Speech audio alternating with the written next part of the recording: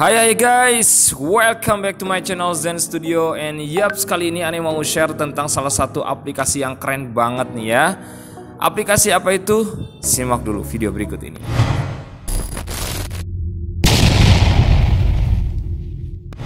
Oke, nah kali ini Ane mau share aplikasinya yang bernama VirtualBox ya. Jadi VirtualBox ini sesuai dengan namanya merupakan kotak virtual ya.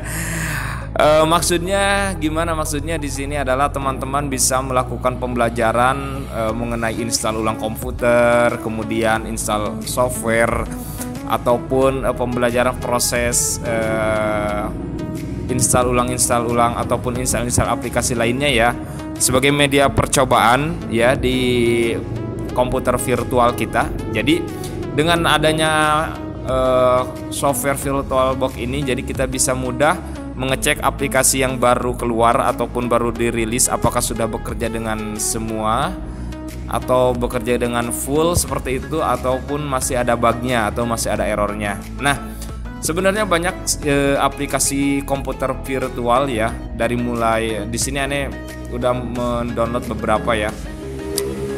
Dari mulai VirtualBox, kemudian VMware. Nah, yang sering dipakai di dunia jaringan salah satunya adalah kedua ini ya, VMware ataupun VirtualBox seperti itu ya teman-teman.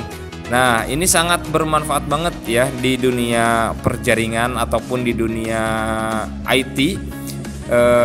Apalagi kalian sebagai mahasiswa di jurusan komputer ataupun teknik informatika, ini wajib diinstal ya untuk percobaan software-software terbaru sebelum dilancarkan di komputer nyata kalian. Oke. Nah, kali ini Ane mau share bagaimana cara pertama penginstalannya ya teman-teman. Sebentar, Ane mau ini dulu. Nah di sini Ane mau share cara penggunaannya ya teman-teman, dari mulai proses instalasi. Oke.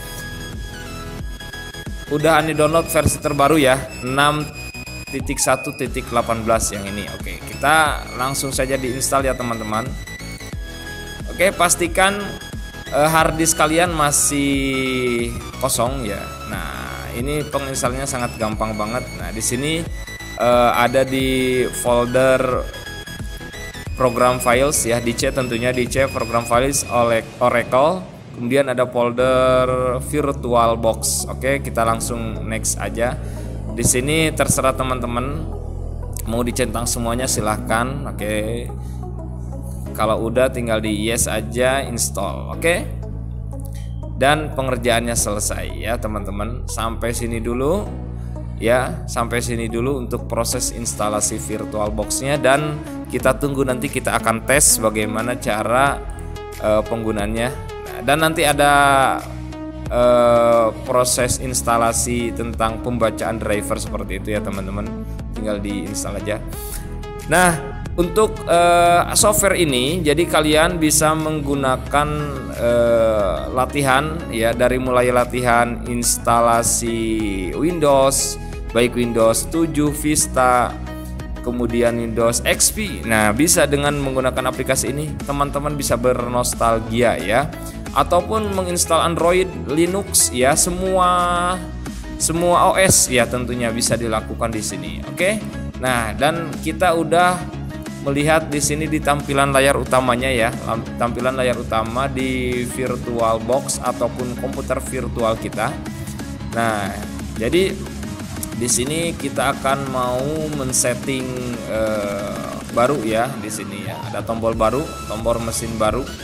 Nah, kalau misalkan di sini ada tambah ya, untuk menambah seperti itu, untuk menambah OS ataupun lain sebagainya. Nah, ketika saya mengklik yang tombol ataupun menu baru, nah di sini ada tulisan ciptakan mesin atau make virtual mesin ya, seperti itu.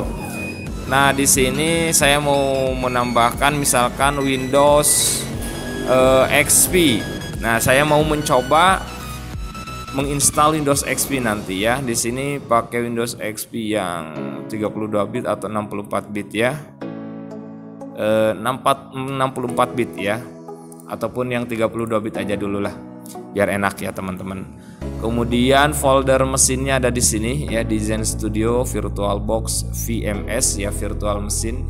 Nah ini bisa diubah teman-teman, mau di mana letaknya. Kalau misalkan teman-teman mau di sini ya monggo, misalkan di sini mau, atau di multimedia boleh juga. Misalkan saya di sini ya, virtual komputer. Oke, ini aja. Oke, nah saya udah menyimpan di situ, tinggal dilanjut.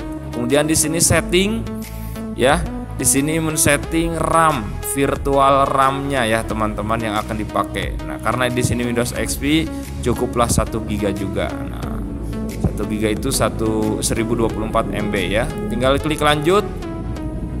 Dan di sini langsung saja buat harddisk virtual. Nih buat harddisk. Oke, buat harddisk virtual dilanjut saja.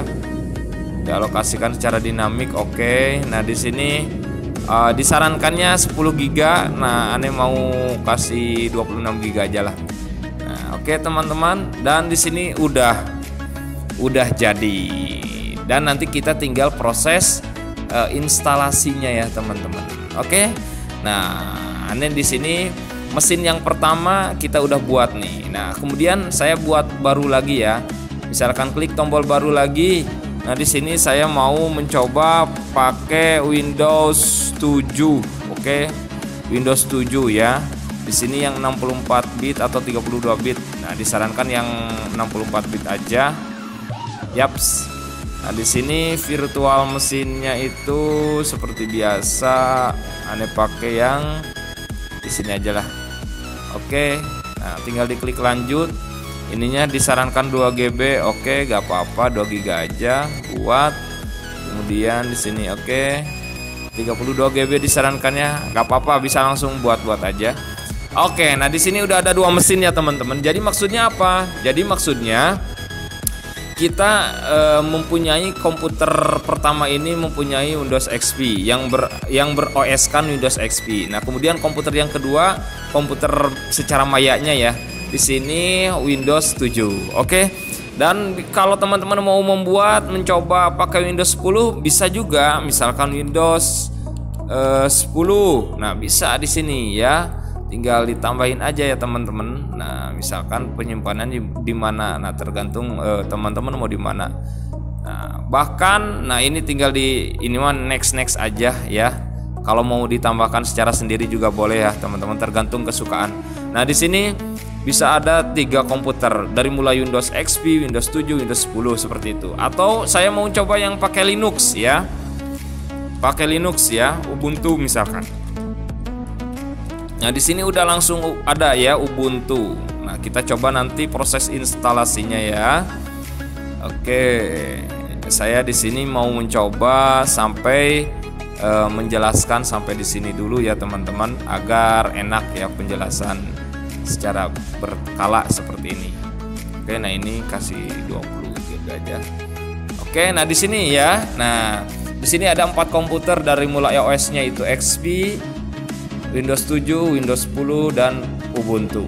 Nah, nanti teman-teman dari OS ini kan belum diisi OS-nya ya, belum diinstal. Nah, makanya proses selanjutnya aneh nanti mau menjelaskan tentang penginstalannya. Jadi, kita mau membuat komputer dengan berbagai macam OS. Jadi di dalam Windows 10 ya, aneh punya Windows 10 nih yang komputer nyatanya.